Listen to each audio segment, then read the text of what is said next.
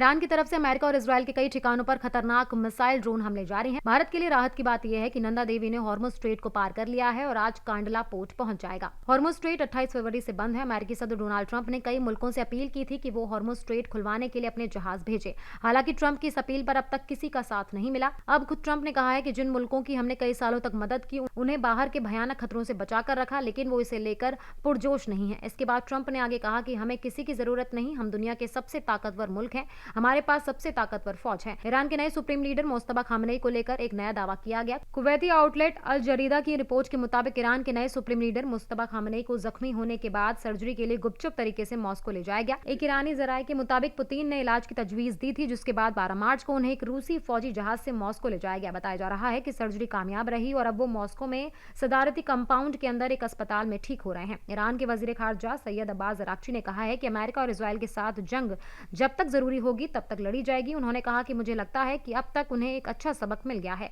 और वो समझ गए हैं कि वो किस तरह के मुल्क से निपट रहे हैं। एक ऐसा मुल्क जो अपनी हिफाजत करने में जरा भी नहीं हिचकिचाता और जंग को चाहे वो कहीं भी ले जाए जारी रखने को तैयार है और उसे जितना जरूरी हो उतनी दूर तक ले जाने को भी तैयार है। इस बीच ईरान की तरफ से अमेरिका और इजरायल के कई ठिकानों पर खतरनाक मिसाइल ड्रोन हमले जारी हैं। भारत के लिए राहत की बात यह है कि नंदा देवी ने हॉर्मुज स्ट्रेट को पार कर लिया है और आज कांडला पोर्ट पहुंच जाएगा।